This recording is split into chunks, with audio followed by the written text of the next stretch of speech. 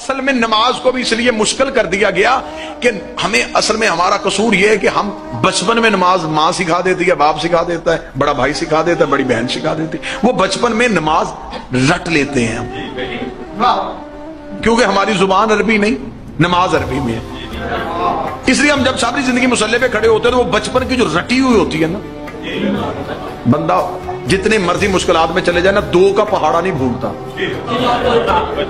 جس نے بچپن میں یاد، کیونکہ بچپن کی حفظ کی ہوئی چیزیں ہمیشہ یاد رہتی۔ نماز ہمیں بچپن میں یاد کروا دی، مصلی پہ کھڑے ہوتے ہیں، اب زبان نماز پڑھ رہی ہوتی ہے، دماغ کہیں اور چلا جاتا ہے۔ میں غلط کہوں تو مجھے روک دیجئے گا، میں ٹھیک کہہ رہا ہوں؟ زبان وہ جو رٹی ہوئی ہے وہ زبان جلدی جلدی پڑھی جا رہی ہے، اور دماغ کو پتہ ہی نہیں کہ زبان کیا کہہ رہی ہے۔ دماغ کدھر پہنچا ہوا ہے؟ دکان، مال، فلاں بندے کے کام کی طرف۔ یہ سب کچھ کیوں ہوا؟ یہ سب کچھ اس لیے ہوا کہ دماغ اور زبان ایک جگہ پہ اکٹھے نہیں ہو سکے، لہذا کوشش کی جائے کہ بچوں کو مانوی نماز یاد کروائی جائے، تاکہ بچے کو پتہ تو چلے کہ میں اللہ سے گفتگو کیا کر رہا ہوں۔ چلے میں اس کو 2 یا 3 منٹ میں آپ کو دوں گا، میں آسان کر دیتا ہوں تاکہ کم از کم بچوں تک یہ بات پہنچ جائے۔ یہ جو تکبیرۃ الاحرام ہے نا، اللہ اکبر کہنا، یہ کس بات کی علامت؟ کہ میں نے دنیا کی ہر چیز سے ہاتھ اٹھا لیا۔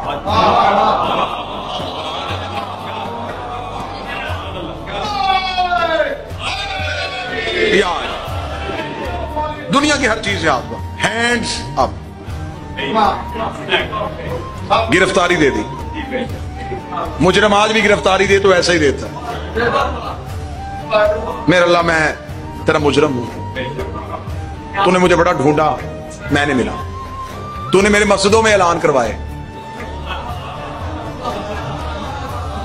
کہ اپنے گھر واپس آ جاتا، میں نہیں آیا، آج میں گھر واپس آ گیا ہوں، یہ میں نے ہاتھ اٹھا لیا۔ اب اللہ اور بندے کی گفتگو شروع ہو۔ خدا نے کہا تو جس کے پاس آیا اسے جانتا ہے کہ کون ہوں میں؟ بندے کہا الحمدللہ،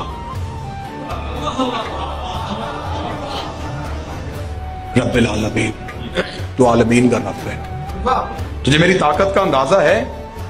مالک یوم الدین،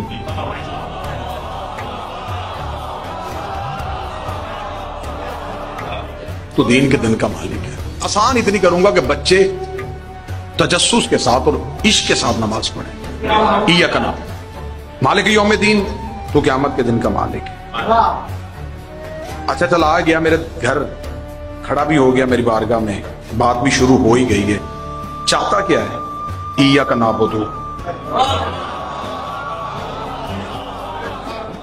کس بات سے؟ ایاک نستعین، کیوں؟ اہدنا الصراط المستقیم، میں تیری عبادت کرنا چاہتا ہوں، تو میری مدد کر۔ کس بات سے؟ اہدنا الصراط المستقیم، تجھے پتا ہے وہ رستہ کن کا ہے؟ صراط الذین انعمت علیہم، اگر میں تجھے ان کے رستے پہ لے جاؤں تو ادھر تو نہیں جائے گا، غیر المغضوب ہے۔ تجھے پتا ہے وہ کون ہے؟ علیہم الضالین۔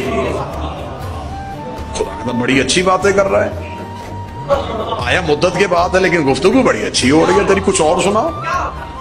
گفتگو اچھی ہو گئی۔ خدا نے کہا اچھا، بڑا اچھا رہا تجھ سے یہ تعلق، ٹھیک ہے، تو نے جو بھی کہا ٹھیک کہا، اب جھک کے کہا سبحان ربی العظیم،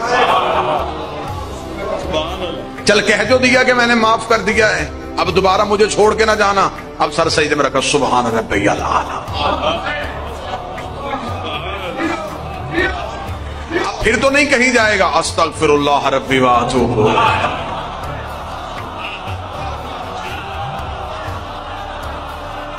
دوبارہ اٹھ کے کھڑا مجھ سے گفتگو کر، پھر یہی دہرانا، ذرا کیا کہا تو نے مجھ سے؟ پھر دوبارہ وہی باتیں شروع ہو گئی۔ خدا نے کہا تھک گیا ہے بیٹھ جا، الحمدللہ۔ اب مجھے بتا عقیدہ تیرا کیا ہے؟ مجھے چھوڑے گا دنیا، مجھے نہیں پتا میں تنہا رہ جاؤں گا یا کوئی میرے ساتھ چلے گا؟ خدا نے کہا بتا تو صحیح عقیدہ کیا ہے؟ اشہد ان لا الہ الا اللہ، میرا عقیدہ یہ ہے تو ہے، تو مجھے آج تک ملا ہی نہیں، تجھے کیسے پتا کہ میں اللہ ہوں؟